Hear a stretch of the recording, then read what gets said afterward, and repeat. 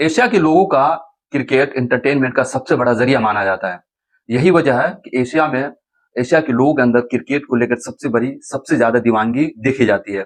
लेकिन अब शायद मामला ऐसा न हो, क्योंकि जो क्रिकेट के जिम्मेदार है उनको नफरत के राजनीति का इंजेक्शन लग चुका है और क्रिकेट जो एंटरटेनमेंट का सबसे बड़ा जरिया माना जाता है वो अब नफरत के भेंट चढ़ चुका है।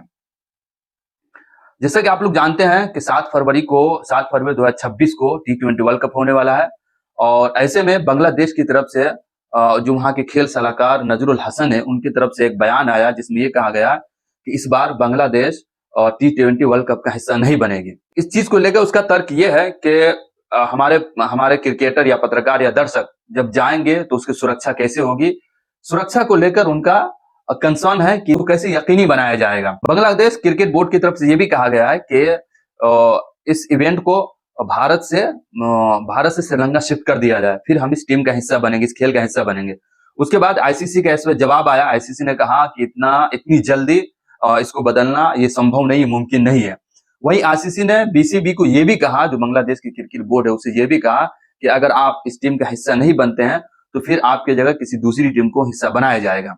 लेकिन ये सारा मामला, ये सारा विवाद कहां से शुरू हुआ, चलिए मैं आपको बताता हूं। दरअसल 2026 में होने वाले आईपीएल में कोलकाता नाइट राइडर्स ने बांग्लादेश के फास्ट बॉलर मुस्तफिज रहमान को आईपीएल खेलने के लिए खरीदा।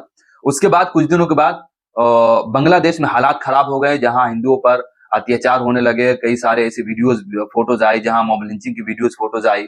उसके बाद से हिंदुस्तान में इसको लेकर विरोध जताया गया, जो कि जतानी भी चाहिए। लेकिन इसकी आड़ में कुछ नफरती लोग सिर्फ चुनिंदा चीजों को लेकर टारगेट करने लगे और अपने नफरत की बाजार को गर्म करने लगे। उसमें उन लोगों का ये भी कुछ हिंदू संगठन का ये भी कहना था कि बांग्लादेश में जब हिंदुओं के साथ अत्याचार हो रहा है तो वहां के प्लेयर्स को हम नहीं खरीदेंगे और जो मुस्तफिजुर रहमान को कोलकाता नाइट राइडर्स ने खरीदा उसको वापस करे। और सिर्फ मुस्तफिजुर रहमान को टारगेट करने का मकसद ये था कि चूंकि शाहरुख खान का नाम आ जाए, जिसकी वजह से उनको टारगेट किया गया। उसके बाद से ये मामला गर्म हुआ। फिर उसके बाद से बीसीसी को अपना फैसला लेना पड़ा और मुस्तफिजुर रहमान को और कोलकाता नाइट राइडर्स को बोला गया कि आप मुस्तफिजुर रहमान को रिलीज कर दें।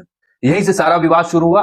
उसके बाद से जब मुस्तफिजुर रहमान को आईपीएल से रिलीज कर दिया गया, उसके बाद से बांग्लादेश के क्रिकेट बोर्ड ने फैसला लिया कि अब हमारे जो प्लेयर्स होंगे, यानी बांग्लादेश के जो प्लेयर्स होंगे, वो अब आईपीएल खेलने नहीं जाएंगे।